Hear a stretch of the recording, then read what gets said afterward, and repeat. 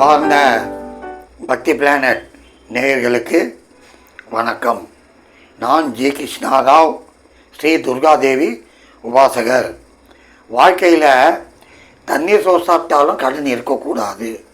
ஆமாம், சும்மா நான் பிஎம்டபிள்யூ காரில் போகிறேன், பெரிய பெரிய பங்களா வச்சுன்னு இருக்கிறேன், எஸ்டேட்டில் என் கையில் இருக்குது, நகைங்கெல்லாம் எக்கச்சக்கமாக இருக்குது, எல்லாம் சொல்லலாம். ஆனால் கடன் இருந்தால் கடுகளவும் நிம்மதி இல்லை, அதை உன்னால் சந்தோஷமாக அனுபவிக்க முடியாது. ஆமாம், அந்த கடனுக்கு யாரா காரணகர்த்தா அப்படின்னா புதன்னு. ஆமாம், புதனோ கேதம் தான். எப்படின்னா, சப்போஸ் இந்த இடத்துல புதன், இங்கே புதன் வைங்க, மிதுனத்தில் புதனோ கன்னியில் புதனோ இருந்தாலும், அதே மாதிரி மிதுனத்தில் கேது கன்னியில் கேது இருந்தாலும் நிச்சயமாக கடனில் போய் சிக்கிக்கிறாங்க. கண்டிப்பாக அவங்கள கடனில் ஈத்துமே விடும். என்னதான் கேர்ஃபுல்லாக இருந்தாலும், இது வரைக்கும் கடனே இல்லைப்பா அப்படின்வாங்க. அதுக்கப்புறம் இப்படி தான் வந்ததோ இந்த கடன் காரணம், ஏதோ குடும்பத்தில் யாராவது நோய் வாய்ப்படுறது, மருத்துவ செலவுக்காக கடன் வாங்கிறது, அது சிறுக சிறுக சிறுக சிறுக வளர்ந்து பெருசாகிடும். எப்படி புதன் தசை வந்ததுன்னா கேர்ஃபுல்லாக இருக்கணும். அதே போல் கேது மிதுனத்தில் இருந்தாலும் கன்னியில் இருந்தாலும் கடன்காரனாக ஆக்கி விடுது. எப்படின்னா, அந்த கேது தசை கூட வரப்போ இவன் 1000 கேட்டால் 10,000 கொடுப்பாங்க.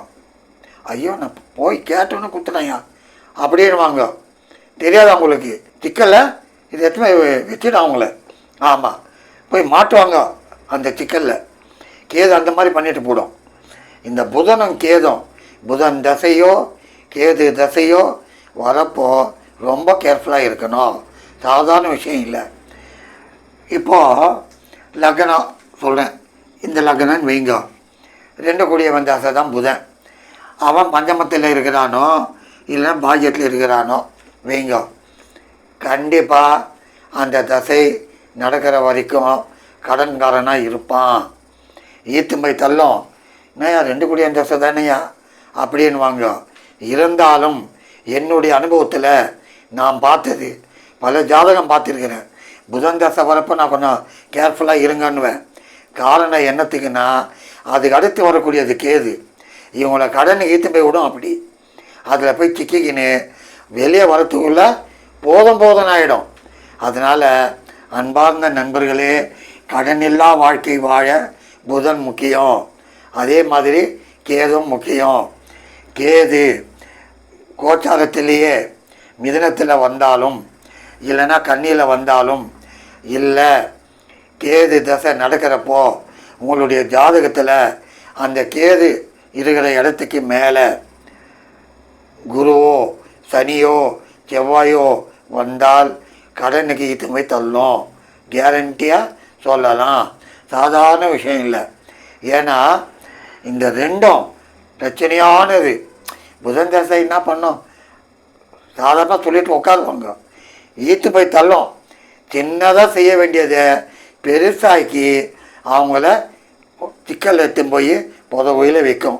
ஆகவே அன்பார்ந்த நண்பர்களே, பக்தி பிளானட் நேயர்களே, புதன் தசை நடக்கிறப்போ நீங்கள் வியாபாரம் பண்ணுங்க, தொழில் துறைக்கு போங்க, உத்தியோகம் செய்யுங்க, ஆனால் கடன் இல்லாமல் பாருங்க.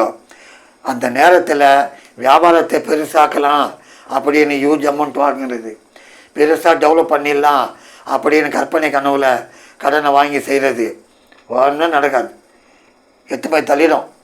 அதனால் இருக்கிறத வச்சுக்கின்னு நிம்மதியாக வாழ்க்கை நடத்துங்க.